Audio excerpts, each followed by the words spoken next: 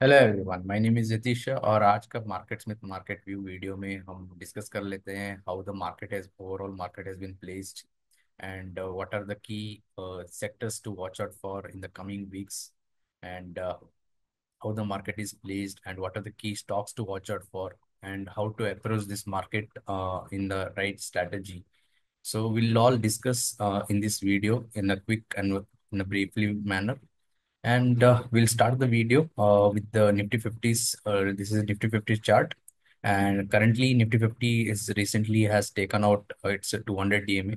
And again, on April 17th, we have received a follow through day where the index has been gained almost 1.77% with higher volume. So उसके बाद हम लोगों ने एक follow through day observe किया.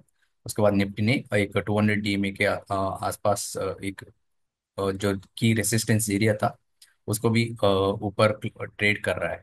सो आज एक थोड़ा सा माइन्यूट पॉज हुआ जो आफ्टर द लॉन्ग रन जो नीचे से नीचे की तरफ ऑलमोस्ट 6-7 दिन का कंटिन्यूस गेन के बाद आज थोड़ा सा पॉज हुआ है. So volume is not so थोड़ा कम आया है जो प्रीवियस डे के वॉल्यूम के हिसाब से. सो एक डिस्ट्रीब्यूशन डे से एक एस्केप किया है निफ्टी 50 ने. सो अगले क्या होगा. So will see the Nifty 50 level 24,200 is a की लेवल टू वॉच.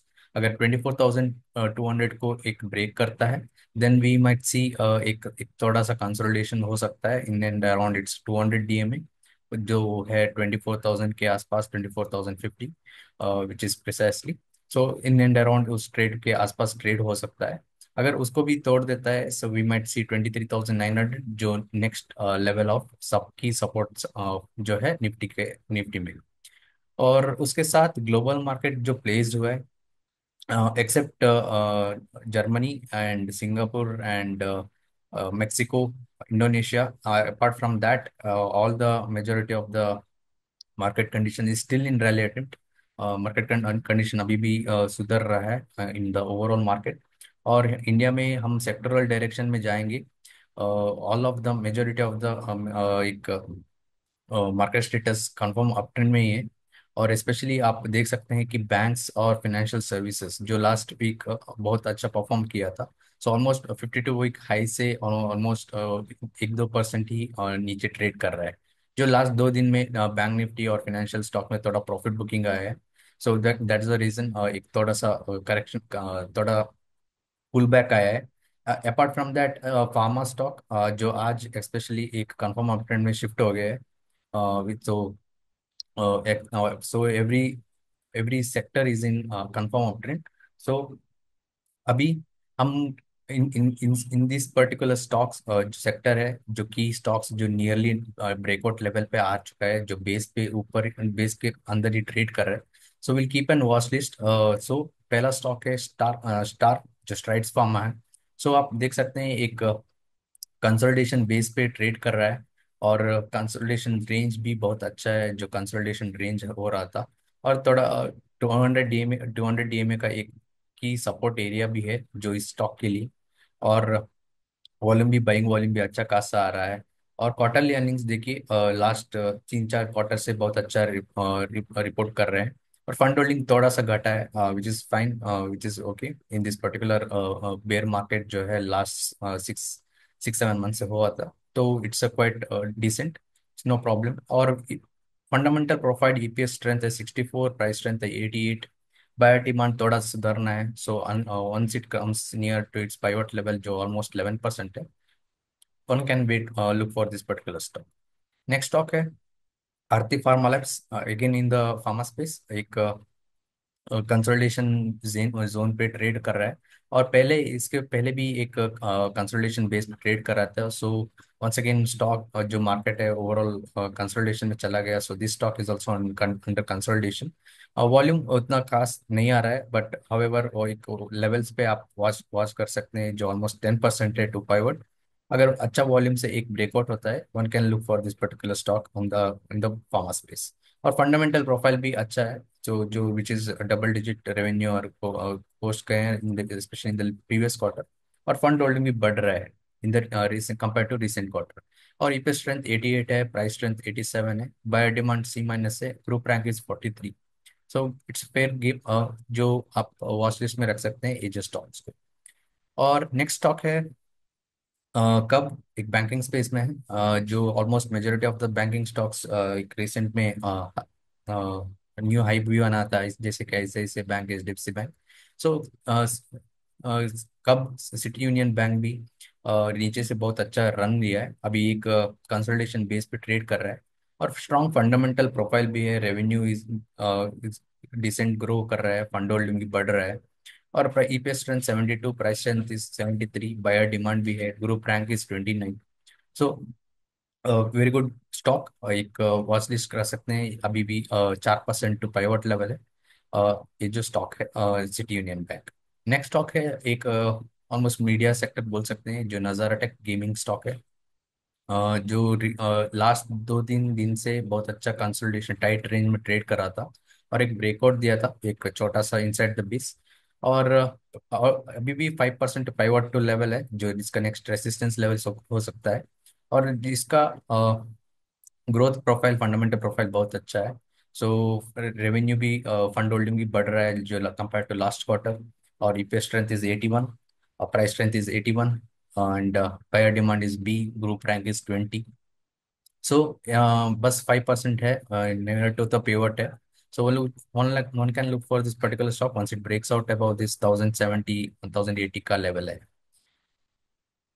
एसडीएम एक हॉस्पिटल स्टॉक है, जो थोड़ा सा अभी काफी हैंडल बेस पे ही ट्रेड कर रहा है, और जो बेस पे ट्रेड कर रहा था, एक साइडवेज कंसोलिडेशन भी हो रहा है। सो अगर ये बहुत वॉल्यूम के साथ ब्रेकआउट हो जाता है, then one can look for this particular stock.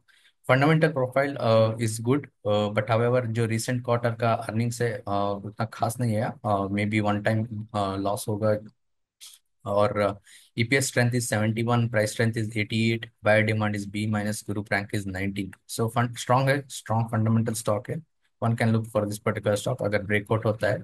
So with higher volume one can look for this particular stock. So next one है Solar Industries. So almost breakout होने वाला ये।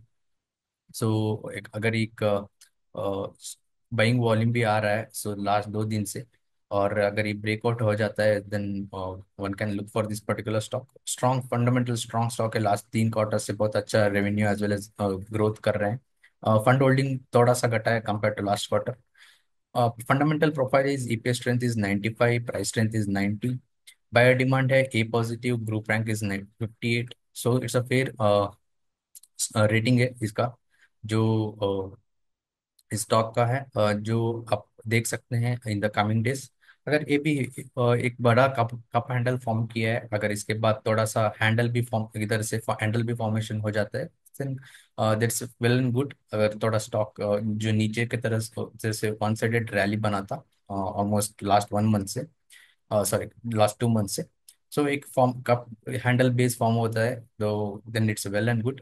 तो अगर भी एक ब्रेकआउट हो जाता है, one can look for this particular stock. Next one है DOMS, which is in our watch list. तो एक स्टॉक है जो कंसोलिडेशन में ट्रेड कर रहा है, strong fundamental, revenue as well as EPS post कर रहे हैं, और फंड होल्डिंग भी बढ़ रहा है, और EPS strength is 95, price strength is 88, buyer demand is A positive, थोड़ा रेसिस्टेंस पे ट्रेड कर रहा है, जस्ट अराउंड 6% टू पाइवट है। अगर one if it breaks out about this pivot range of 3100, 100 का लेवल है, 120 का लेवल है, तो we can look for this particular stock. अगर वॉल्यूम भी उसके साथ भी सपोर्ट करता है, then this is one of the stock which might outperform in the coming days. Next one is Jash engineering.